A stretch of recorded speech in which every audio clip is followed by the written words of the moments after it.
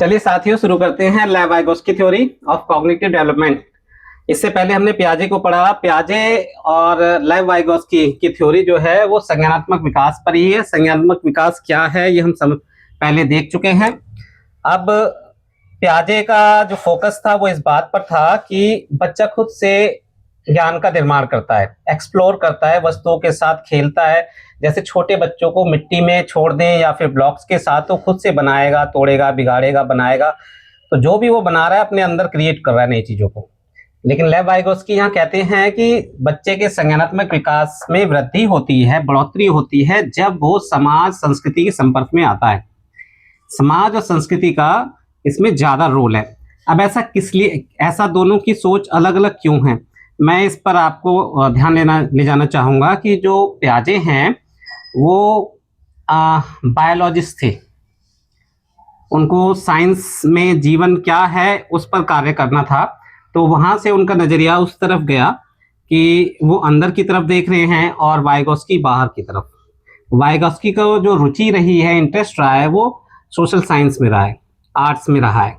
और साइकोलॉजी में उन्होंने इसी पर फोकस किया कि समाज और संस्कृति किसी बच्चे के सोचने और समझने के नजरिए में कितनी वृद्धि करती है, कहाँ तक वृद्धि करती है। तो उनका फोकस यही है कि बच्चा सीखता कैसे है, सोचता कैसे है, अपनी प्रॉब्लम को कैसे सॉल्व करता है, यही है संज्ञान।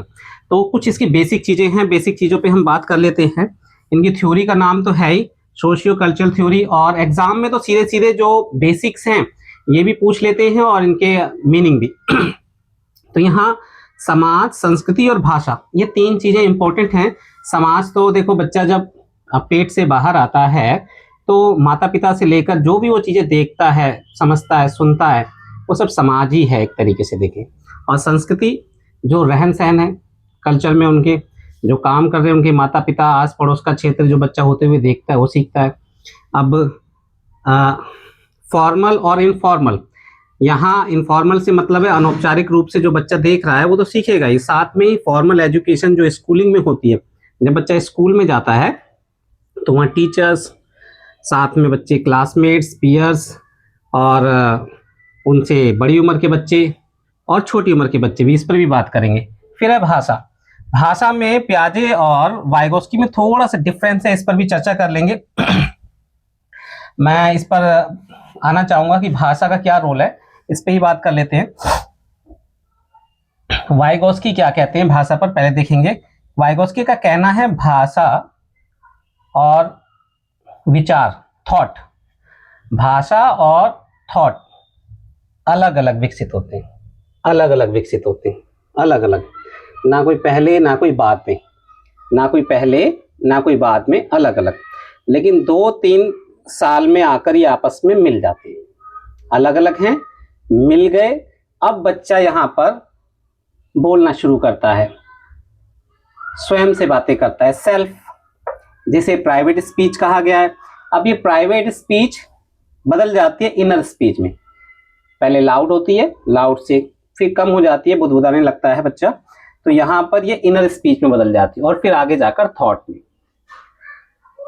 सोशल इंटरेक्शन जितना ज्यादा अब लैंग्वेज क्या है, कॉग्निटिव टूल है, जो मैंने यहाँ लिखा है तो कुछ कॉग्निटिव टूल है, संज्ञानात्मक टूल्स।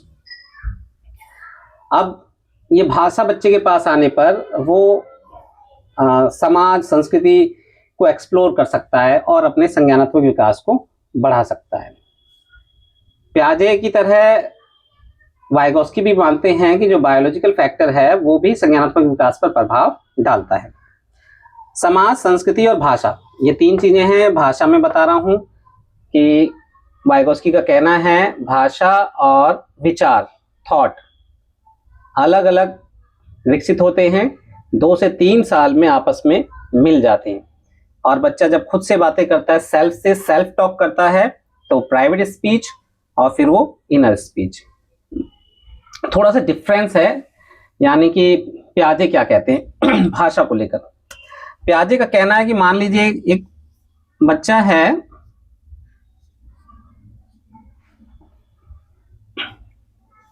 पियाजे का कहना है कि ये मदर,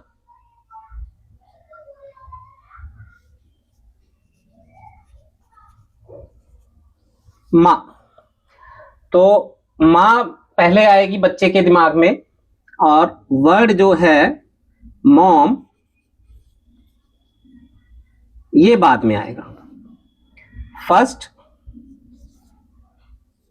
सेकंड, फर्स्ट सेकंड। और ये जो प्राइवेट स्पीच है वो इसे इतना बेहतर नहीं मानते बच्चे के संज्ञानात्मक विकास में। उसे कलेक्टिव मोनोलॉग, सामूहिक एकलाप, प्याजे का कहना है वो है सामूहिक एकलाप, कि समूह में बच्चा खड़ा है और बोलता जा रहा है या बुदबुदा रहा है। लेकिन वाइगोस्की का कहना है कि जब बच्चा प्राइवेट टॉक करता है तो अपने आप को निर्देशित करता है, रेडी करता है, तैयार करता है, और ये उसके संज्ञानात्मक विकास में बहुत इंपॉर्टेंट रोल रखती है भाषा। हम भी अभी भी करते हैं,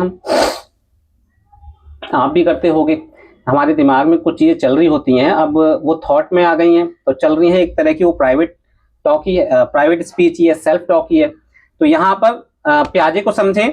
प्याजे के अनुसार बच्चे के स्कीमा में मदर आ गई, पहले मदर का स्कीमा तैयार हो गया, लेकिन भाषा का स्कीमा सेकंड नंबर पर, बाद में। दोबारा समझाता हूं, मदर,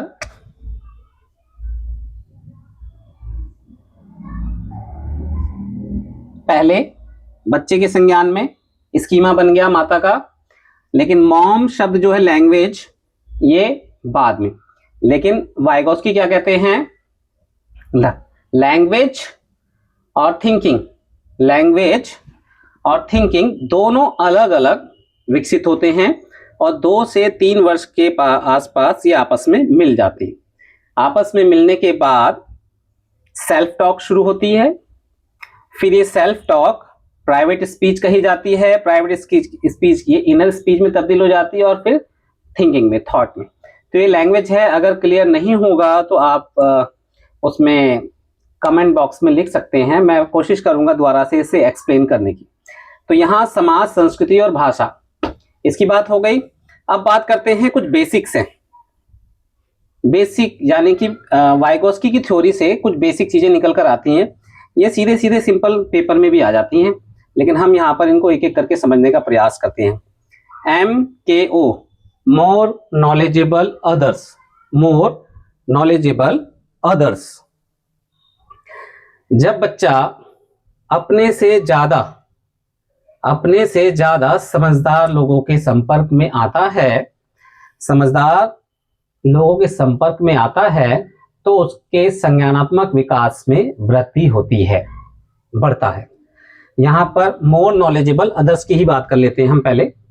समाज, संस्कृति और भाषा हो चुकी है। अगर भाषा ना समझ में आए तो फिर हम इसमें बात करेंगे और डिटेल में,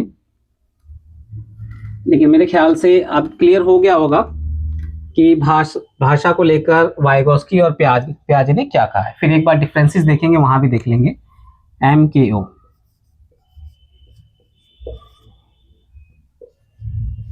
मोर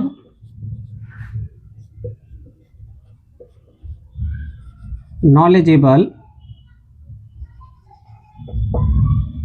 अदर्स। अब ये अदर्स कौन है? अदर्स में पर्सन्स भी आ जाएंगे, यानी कि व्यक्ति। मोर, अधिक नॉलेज रखने वाले लोग। हम अपने घर से ही लेते हैं, जब मान लो हम घर में रहते हैं अपने माता पिता, भाई बहनों के साथ, तो माता पिता हमें गाइड करते हैं कि बेटा ऐसे करो, बेटा ऐसे करो, बेटा ऐसे करना है, बेटा ऐसे करना है। तो वो हमसे ज्यादा नॉलेजेबल हैं, तो वो हैं इस समय अदर्स। तो पेरेंट्स हो सकते हैं, हमारे साथ में पढ़ने वाले बच्चे हो सकते हैं, या क्लासमेट्स कह लो,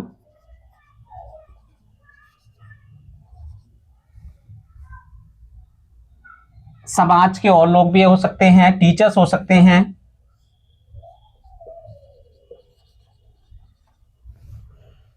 अब यहाँ एक बात और ध्यान देने वाली बात है कि ये जो पीयर्स है या क्लासमेट हैं, इसके अलावा अगर मैं कहूँ तो कम उम्र के बच्चे भी हो सकते हैं।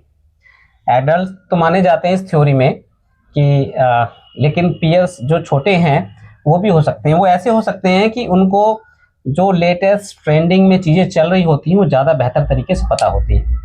जैसे अब देखते हैं घर में कि बच्चे गेम खेल रहे हैं, फ़ोन पे गेम्स खेल रहे हैं, और कुछ खास तरह के गेम्स हैं, फ्री फायर या पबजी, ये गेम्स चल रही हैं। अब मैंने बहुत कोशिश करी, लेकिन मैं जब कोशिश करता हूँ गेम खेलने की, नहीं खेल पाता। लेकिन मैं देखता हूँ छोटे बच्चे खेल रहे हैं, अब मैं उनके साथ थोड़ी देर बैठूँ और इंटरेस्ट दिखाऊँ, तो उनसे मैं वो गेम खेलना आसानी से सीख सकता हूँ।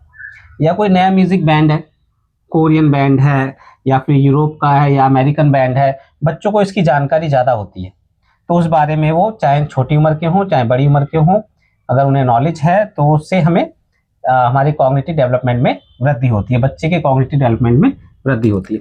अब ये देखिए, ये सभी चीजें क्या हैं, ये पर्सन्स हैं, व्यक्ति हैं, जिसे हम पर्सन्स या व्यक्ति कह सकते हैं। लेकिन वर्तमान समय में अब ये इसके अलावा भी चीजें हैं। इसके अलावा कैसी चीजें हैं? मशीन्स आ गई, आर्टिफिशियल इंटेलिजेंस आ गई है, मशीन्स। और मशीन्स भी हमें सीखने में मदद करती हैं, और आज के समय में तो ज़्यादा से ज़्यादा इस्तेमाल हो रहा है, तो वो भी अदर्स में आ जाएंगे, यानी कि ये भी आ जाएंगे।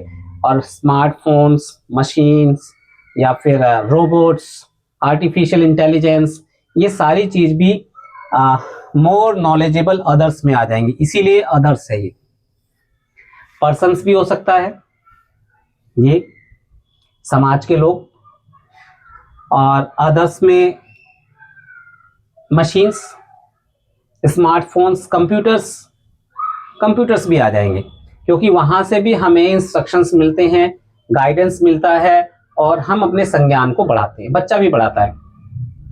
कंप्यूटर्स में पहले से ही मोर नॉलेजेबल पर्सन्स ने इंफॉर्मेशन डाल रखी है, अब बच्चा उनके साथ इंटरेक्शन करता है, काम करता है, कंप्यूटर पे होते हुए देखता है, खुद करता है, तो वो अपने ज्ञान में वृद्धि करता है, यानी कि उसके संज्ञान में वृद्धि हो रही है। तो ये है मोर नॉलेजेबल अदर्स।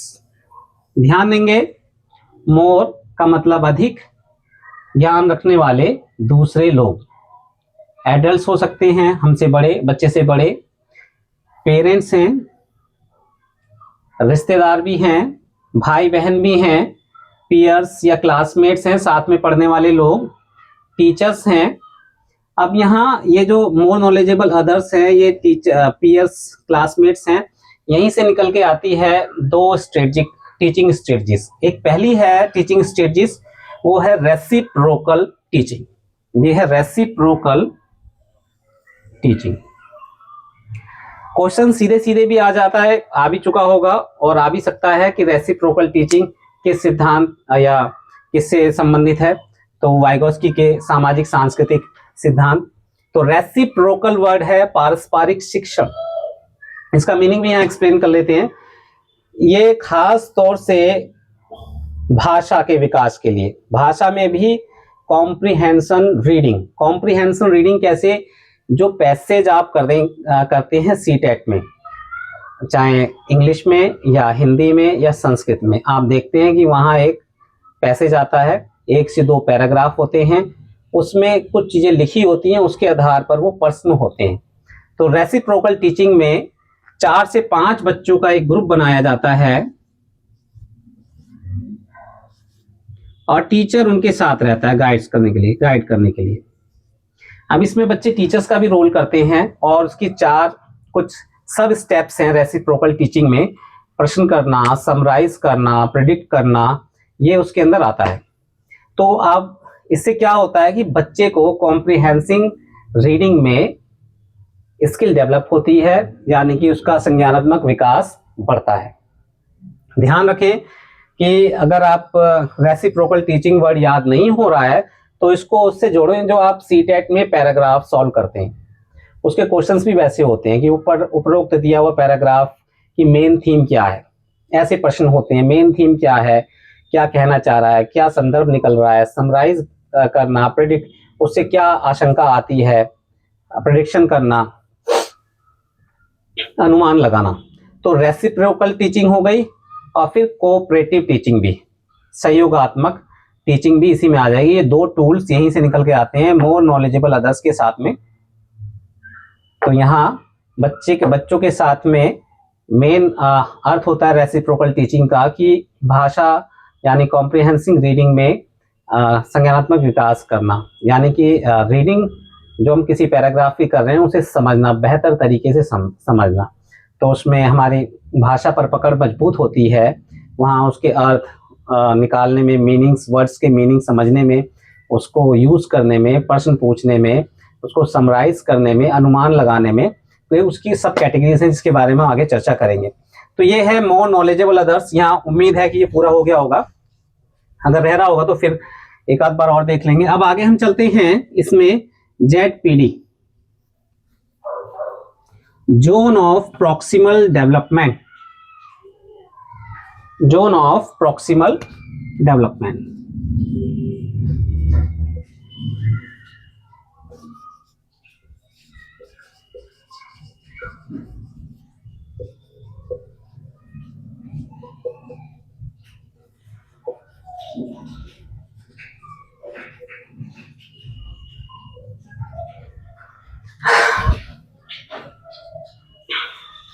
समीपस्थ क्षेत्र, विकास का समीपस्थ, नजदीकी।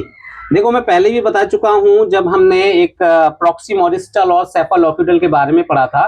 प्रॉक्सिमोडिस्टल सर से पैरों की तरफ विकास होता है, और प्रॉक्सिमोडिस्टल धड़ से यानी कि अंदर से बाहर की तरफ, रीढ़ की हड्डी से बाहर की तरफ। और सेफालोक्यूटल, सेफल का मीन्स उसमें सिर था, सिर से पैर की तरफ।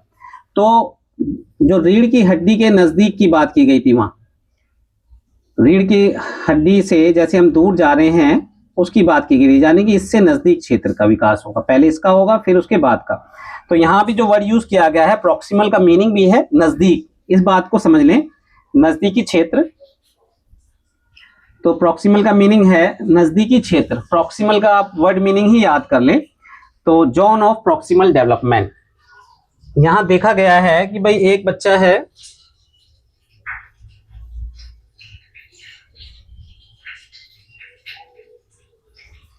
एक बच्चे की जो कार्य करने की क्षमता है वो यहां तक है, लेकिन इस बच्चे की कार्य करने की क्षमता जो पोटेंशियल है वो यहां तक है, और ये उसके बाहर का क्षेत्र है। अगर ये बच्चा देखा गया कि दो बच्चे हैं, ये क्लास 6 में हैं, सेम एज के, या क्लास 4 में हैं, 3 में हैं, या इनकी आयु 8 वर्ष है। अब इनको कुछ हेल्प दी गई, हेल्प की गई, हेल्प करने पर जो इनकी पोटेंशियल है कि जो संभावना है कहाँ तक ये काम कर सकते हैं, तो ये यहाँ तक कर सकते हैं। तो ये देखा गया कि एक बच्चा जो है उनमें से वो 12 साल की आयु तक के बच्चों को जो समस्या दी जाती है सॉल्व करने के लिए वो वहां तक कर सकता है अगर सहायता मिलती है तो, यानी कि यहां तक। अब ये जो क्षेत्र है ये बच्चा किसी की सहायता से कर रहा है तो जोन ऑफ प्रॉक्सिमल डेवलपमेंट ये कहलाएगा। ये सेल्फ वो खुद से कर सकता है, लेकिन इसके साथ में जो इससे अधिक जानकार लोग हैं वो इसको हेल्प करते हैं, गाइड करते हैं, या स्कैफोल्डिंग वर्ड है, और फिर धीरे धीरे उसे हटा लेते हैं तो वो यहाँ तक अपने कार्य करने में सक्षम है। एक 8 साल का बच्चा उस 12 साल की आयु तक के बच्चे जो प्रॉब्लम सॉल्व करते हैं, चाहे मैथ्स हो साइंस हो, उसको कर सकता है। लेकिन अगर दो बच्चे हैं सेम आयु के हैं तो हो सकता है कि दूसरा बच्चा उतना वो वहाँ तक ना पहुँचे। जैसे अगर वो 8 साल का है और वो 12 साल के बच्चे तक की प्रॉब्लम सॉल्व कर लेता है, या फिर मान लो 6ठी में है और 8वीं तक की प्रॉब्लम सॉल्व कर लेता है, दूसरा हो सकता है कि 7वीं तक ही पहुंचे। ये इंडिविजुअल डिफरेंसेस का मामला आ जाएगा, व्यक्तिक भिन्नता का। तो ये है जोन ऑफ प्रॉक्सिमल डेवलपमेंट, इसे ध्यान से समझें। एक ऐसा क्षेत्र जो नजदीकी विकास का क्षेत्र है, अगर किसी की सहायता से बच्चा आगे एक उसके कार्य करने की क्षमता है उसमें वृद्धि होती है, लेकिन एक सीमा तक, ये उसकी सीमा के बाहर है। जैसे आप इसको ऐसे भी एग्जांपल ले सकते हैं कि बहुत ही कम आयु के बच्चे भी ड्राइविंग करते हैं। हालांकि सरकार ने ड्राइविंग की एज एक लिमिट बना रखी है और वो बहुत ही अच्छी भी है, लेकिन फिर भी हम देखते हैं बहुत से पेरेंट्स या बच्चे खुद से भी उत्सुकता के कारण घर पे कोई नहीं होता तो ड्राइविंग करना शुरू कर देते हैं, और उनको जो साथी हैं, पीयर्स हैं या समझाने वाले हैं, घर के ही हैं या यार दोस्त हैं, वो उन्हें गाइड करते हैं। आप देखते हैं कि वो उन वाहनों को अच्छे से बेहतर तरीके से चला पाते हैं। लेकिन कुछ वाहन हैं जो उस उम्र में भी वो नहीं चला पाएंगे, वो उनकी पहुंच से बाहर हैं। तो ये है जोन ऑफ प्रॉक्सिमल डेवलपमेंट। अब नेक्स्ट वर्ड है स्कैफोल्डिंग, पाड़। इसको इंग्लिश में ही याद करें तो ज्यादा अच्छा है। जैसे आपको सब्जी बनानी है फर्स्ट टाइम, तो आपकी माता जी खड़ी हैं साथ में, तो कह रहे हैं ठीक है अब इसमें कढ़ाई में तेल डालो, उसके बाद कुछ और इंग्रेडिएंट्स यानी कि प्याज या फिर धनिया वगैरह उसके अंदर डालो और उसे भुनो, भुनने के बाद वो लाल हो जाए। इस तरह से आपको गाइड करते हैं, और वो गाइड करते हैं धीरे धीरे, फिर वो बताना बंद कर देते हैं और आप कुछ समय बाद बहुत बेहतर तरीके से कुकिंग करना शुरू कर देते हैं। तो ये है स्कैफोल्डिंग, पाड़, या मचान भी हिंदी में आता है, और हिंदी में तो कोई भी वर्ड आ सकता है, लेकिन यहाँ इंग्लिश में खास तौर से स्कैफोल्डिंग वर्ड यूज होगा। और स्कैफोल्डिंग के अलावा आप इसे हेल्प भी मान सकते हैं, सहायता करना भी, और धीरे धीरे ये हटा लिया जाता है। यानी कि इस थ्योरी से निष्कर्ष निकाल के आता है कि यदि हम समाज में जब बच्चों को, चाहे वो स्कूलिंग हो या नॉन स्कूलिंग हो, यानी कि बच्चा औपचारिक रूप से सीख रहा है या अनौपचारिक रूप से, औपचारिक रूप से सीख रहा है और उसे हम इंटेंशनली कुछ चीज़ सिखा रहे हैं, तो उसको स्कैफोल्डिंग यानी कुछ हेल्प देते हैं और धीरे धीरे उसे हटा लेते हैं, वो काम करता है। और समाज में इस तरीके से बच्चा अपना संज्ञानात्मक विकास प्राप्त करता है। नेक्स्ट है कॉग्निटिव टूल। इस पे चर्चा करने से पहले जरा इस पे नजर मार लेते हैं, क्योंकि स्कैफोल्डिंग से ही जुड़ा है। गाइडेड पार्टिसिपेशंस और अप्रेंटिसशिप। जब हम अपने से निपुण व्यक्ति के संपर्क में आते हैं जो उस स्किल को बहुत अच्छे से कर पाता है, तो वो हमें गाइड करता है। अब स्कूटी चलाना देख सकते हैं, या साइकिल चलाना देख सकते हैं। साइकिल चलाने में भी ये होता है कि हम उसे अगर चलाने का प्रयास करें या बच्चा चलाने का प्रयास करता है तो शुरुआती तौर पर बैलेंस नहीं बना पाता, लेकिन समय के साथ साथ किसी अधिक जानकार की गाइडेंस में वो साइकिल चलाना शुरू करता है। ऐसे ही है अप्रेंटिसशिप। इसमें बच्चे की स्किल में वृद्धि होती है, क्योंकि उसे मार्गदर्शन प्राप्त होता है अपने से ज़्यादा स्किल पर्सन से। तो ये है, और ये वर्ड्स आ सकते हैं सीधे सीधे क्वेश्चंस में, तो आप इन्हें करेंगे। अब हम बात करते हैं इस पर कॉग्निटिव टूल पर। भाई प्रत्येक समाज में जब बच्चे सीखना शुरू करते हैं तो वहाँ पहले से ही कुछ चीज़ें उपलब्ध होती हैं जो समाज में विकसित हो चुकी होती हैं। तो उसमें मशीन्स आ सकती हैं, कंप्यूटर्स है, या स्प्रेडशीट। जब कंप्यूटर पे हम काम करते हैं तो वो पहले से एक्सप्लोर्ड हैं, बच्चे को प्राप्त होती हैं, बच्चा उसमें स्किल डेवलप करता है और फिर आगे बढ़ता है। तो ये पार्शली यानी कुछ हद तक फिजिकल होती है और कुछ हद तक मेंटली होती है। और कॉग्निटिव टूल जो होते हैं बच्चे के संज्ञानात्मक विकास में काफ़ी हद तक विकास संभव बनाते हैं, बल्कि काफ़ी हद तक नहीं, बहुत ज़्यादा विकास होता है, बच्चे का संज्ञानात्मक विकास होता है, क्योंकि वो पहले से ही चीज़ें, जैसे कैंची है एक समझ लीजिए आविष्कार ही है किसी भी काम को आसान करने के लिए, और कंप्यूटर है ये काम को आसान बनाते हैं। आज के समय में स्मार्टफोन है, और आने वाले बच्चे तो एआई का यूज़ भी बहुत ही अच्छे से कर पाएंगे और अपने डेली रूटीन के काम भी बहुत आसानी से कर पाएंगे। तो इन सब चीज़ों से, ये सब चीज़ें क्या हैं, बच्चे को पहले से ही समाज से प्राप्त होती हैं, तो उन्हें हम कॉग्निटिव टूल कहते हैं।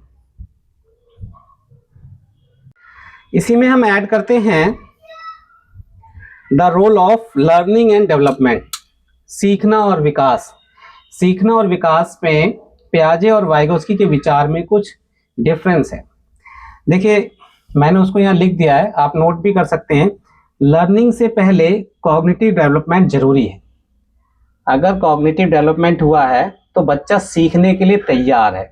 जैसे हमने उनकी थ्योरी में देखा था स्टेजेस में कि बच्चे को क्लास इंक्लूजन नहीं पता कि गुलाब के फूल और गेंदे के फूल हैं, और ये उनसे पूछा गया कि भाई गुलाब के फूल 8 है, गेंदे के फूल 4 है, तो यहाँ फूल ज़्यादा है या गुलाब के फूल ज़्यादा है? तो बच्चा कहता है गुलाब के फूल ज़्यादा है। तो बच्चे ने उस उम्र में क्लास इंक्लूजन नहीं सीखा अभी कि फूल, ये गेंदे का फूल और जो रोज है गुलाब का फूल, वो दोनों ही फूल हैं और यहाँ पर फूल ही ज़्यादा है। तो इसलिए वो कहते हैं कि पहले संज्ञान का विकास होना जरूरी है, संज्ञान होगा उसके बाद सीखेगा बच्चा, यानी कि सीखने के लिए रेडी होगा। लेकिन वाइगोस्की ऐसा नहीं मानते, वाइगोस्की लर्निंग को एक टूल मानते हैं, और लर्निंग एक टूल है और लर्निंग के लिए वेट करने की जरूरत नहीं है, लर्निंग के लिए वेट करने की जरूरत नहीं है, यानी कि बच्चा लर्निंग के लिए रेडी होगा जब ही लर्न करेगा, नहीं, लर्निंग एक टूल है और जब वो समाज और संस्कृति के संपर्क में आता है तो संज्ञानात्मक विकास में वृद्धि होती है। ये मानना है दोनों का। तो ये एक छोटा सा डिफरेंस है, आप इसमें देख लेंगे, the role of learning and development, सीखने का और विकास में आपस में क्या संबंध है, ये डिफरेंस मैंने यहाँ बताया है। और ये डिफरेंस जैसे लैंग्वेज को लेकर डिफरेंस है छोटा सा, वो क्वेश्चन आ भी चुका है या आ भी सकता है, ऐसे ही लर्निंग एंड डेवलपमेंट को लेकर सीखना और विकास, सीखने और विकास में, यानी कि पियाजे कहते हैं कि संज्ञानात्मक विकास होना जरूरी है, उसके बाद बच्चा सीखने के लिए रेडी है। तो दूसरी तरफ वाइगोस्की कहते हैं सीखने के लिए रेडी होने की जरूरत नहीं है, वो एक टूल है बच्चे के लिए, सीखना एक टूल है, और जब वो समाज और संस्कृति के संपर्क में आता है तो विकास में, संज्ञानात्मक विकास में वृद्धि होती है। यानी कि हमें रेडी होने की जरूरत नहीं है सीखने के लिए, वो तो एक टूल है, जैसे भाषा भी एक टूल है, भाषा भी एक कॉग्निटिव टूल है। वाइगोस्की की थ्योरी की हम आलोचना देख लेते हैं। आलोचना क्या है कि कुछ रिसर्चर्स मानना है कि उन्होंने इस थ्योरी को स्टेजेस में बताने की कोशिश तो की है, लेकिन ये जस्ट एक जनरल व्यू है, इसमें स्टेजेस नहीं है बल्कि एक जनरल व्यू है, और इसको टेस्ट करने में दिक्कत आती है। जब इस पे और रिसर्च काम करते हैं तो इतनी सारी बातें वहाँ टेस्ट के जो मानक हैं, मेजरमेंट्स हैं, उन पर ये खरी नहीं उतरती है। लेकिन फिर भी इनकी थ्योरी बहुत ही फायदेमंद है, और हम देखते हैं कि चाहे वो स्कूल हो या फिर स्कूल के अलावा भी हम देखते हैं कि अपने से ज़्यादा जानकार के संपर्क में आकर संज्ञानात्मक विकास में वृद्धि होती है और बच्चे बेहतर कर पाते हैं। इसीलिए group teaching, discussion, group discussion आदि जैसी चीज़ें, एक्टिविटीज़ स्कूल्स में भी कराई जाती हैं, और कुछ कंपनियां जब अपने यहाँ एम्प्लॉय रखती हैं तो वो भी करवाती हैं। उसमें बेहतर तालमेल, सूझबूझ और एक साथ मिलकर कार्य करना, ये भी बच्चे सीखते हैं। तो इस तरह से जो वाइगोस्की की थ्योरी है, ये देखा जाता है कि काफ़ी प्रैक्टिकल है।